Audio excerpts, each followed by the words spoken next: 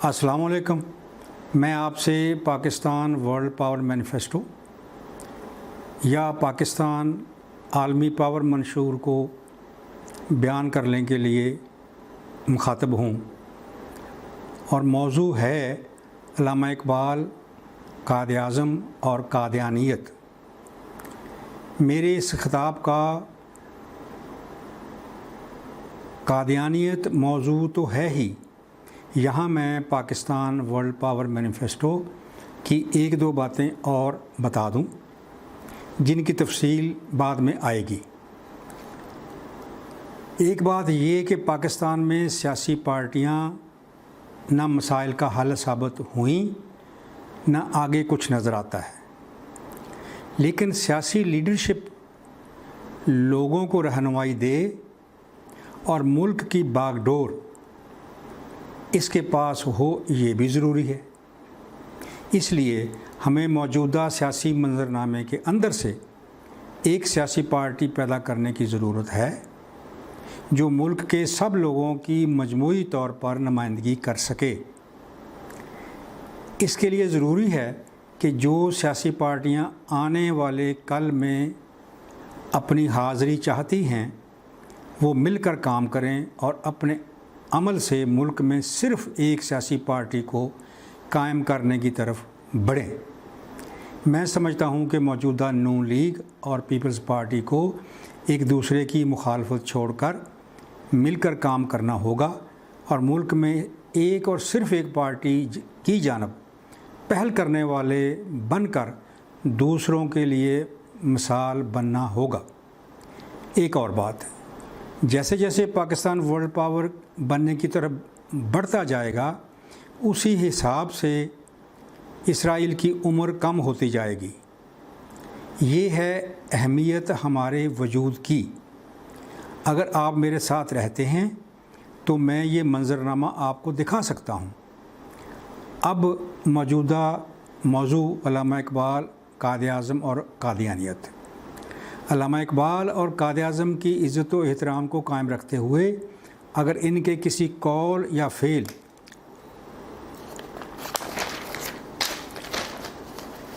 पर नज़रसानी पाकिस्तान के आगे बढ़ने के लिए लाजमी हो तो वो की जाएगी।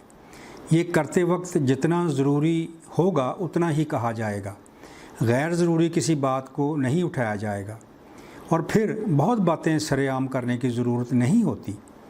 मसलन चीन ने अपने कायदे-ए-इनकलाब चेयरमैन मौज़ूदों की बाज़ बातों को छोड़ा तो आगे का रास्ता निकला, लेकिन उनकी इज़्ज़त व एहतराम का मकाम कायम रखा गया और गैर ज़रूरी बातें नहीं की गई। पाकिस्तान 1947 से अब तक भटक रहा है।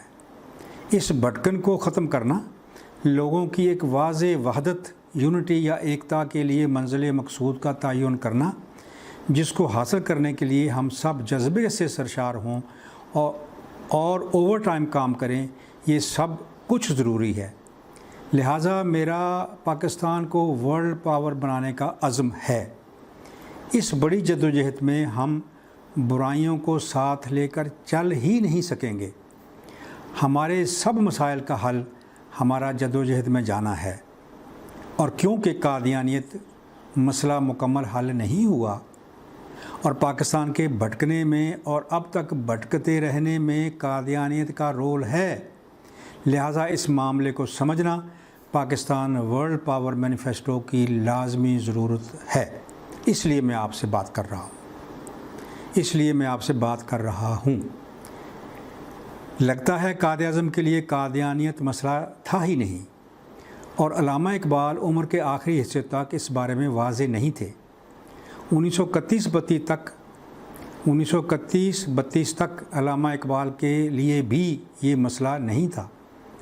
कश्मीर में डोगरा राज के ख़िलाफ़ एजिटेशन को सपोर्ट करने के लिए 25 जुलाई 1931 शिमला में एक मीटिंग हुई जिसमें कश्मीरियों को सपोर्ट करने के लिए ऑल इंडिया कश्मीर कमेटी कायम की गई। अल्लामा इकबाल की नामज़दगी पर इस कमेटी की सदारत कादियानी खलीफा बशीरुद्दीन महमूद को दी गई और कमेटी का सेक्रेटरी अब्दुल रहीम दर्द बना जो मिर्ज़ा का मिशनरी शागिर्द تھا۔ اس کمیٹی میں قادیانی بھی شامل تھے، اس کمیٹی میں اور قادیانی بھی شامل تھے۔ کشمیر میں مسلمانوں کی مدد کرنے کی لیڈرشپ قادیانیوں کو مل گئی۔ اس وقت کم از کم آدھی صدی سے قادیانی انگریزوں کی سرپرستی میں ہندوستان کے مسلمانوں کے لیے ایک مسئلہ بنے ہوئے تھے۔ مرزا کی کارروائیوں سے کمیٹی کے غیر قادیانی ممبر بے چین تھے، کیونکہ وہ کشمیر میں قادیانیت پھیلانے کے منصوبے پر کام کر رہا تھا۔ اس کا خیال تھا کہ قادیانیوں کی طرف سے ان کی مدد پر کشمیری قادیانیت قبول کر لیں گے۔ مئی 1933 میں لاہور میں کمیٹی کے میٹنگ میں مرزا کو استعفیٰ دینا پڑا اور علامہ اقبال عبوری صدر بن گئے۔ اور پھر 18 جولائی 1935 قادیانی خلیفہ بشیر الدین محمود کا بیان ہے۔ اس نے لکھا سر محمد اقبال صاحب کو کچھ عرصہ سے میری ذات سے خصوصاً اور جماعت احمدیہ سے عموماً بغض پیدا ہو گیا ہے، اور اب ان کی حالت یہ ہے کہ یا تو کبھی وہ انہی عقائد کی موجودگی میں جو ہماری جماعت کے اب ہیں جماعت احمدیہ سے تعلق موانست رکھنا برا نہیں سمجھتے تھے، یا اب کچھ عرصہ سے وہ اس کے خلاف خلوت و جلوت میں آواز اٹھاتے رہتے ہیں۔ میں ان وجوہ کے اظہار کی ضرورت محسوس نہیں کرتا جو اس تبدیلی کا سبب ہوئے ہیں، جس نے 1911 کے اقبال کو، جو علی گڑھ کالج میں مسلمان طلباء کو تعلیم دے رہا تھا کہ پنجاب میں اسلامی سیرت کا ٹھیٹھ نمونہ اس جماعت کی شکل میں ظاہر ہوا ہے جس کو فرقہ قادیانیت کہتے ہیں۔ 1935 میں ایک دوسرے اقبال کی طبیعت میں بدل دیا، جو یہ کہہ رہا ہے کہ میرے نزدیک قادیانیت سے بہائیت زیادہ ایماندارانہ ہے، کیونکہ بہائیت نے اسلام سے اپنی علیحدگی کا اعلان واشگاف طور پر کر دیا، لیکن قادیانیت نے اپنے چہرے سے منافقت کی نقاب الٹ دینے کی بجائے اپنے آپ کو محض نمائشی طور پر جزو اسلام قرار دیا اور باطنی طور پر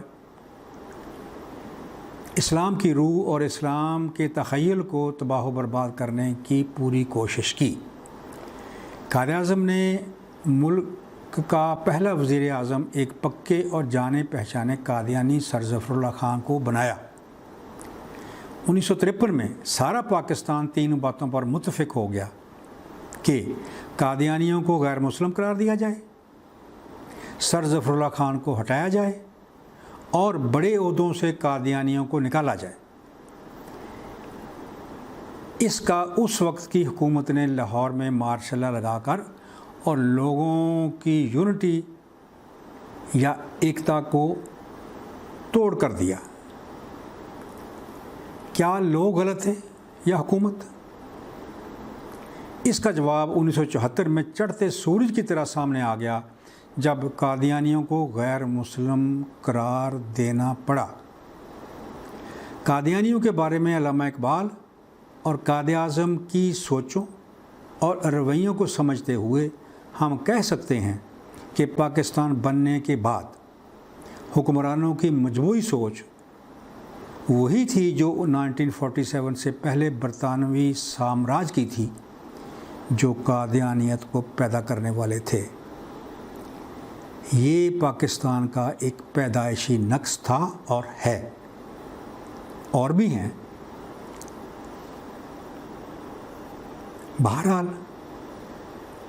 بہرحال پاکستان اپنے پیدائشی نقائص کی وجہ سے آج تک بھٹک رہا ہے۔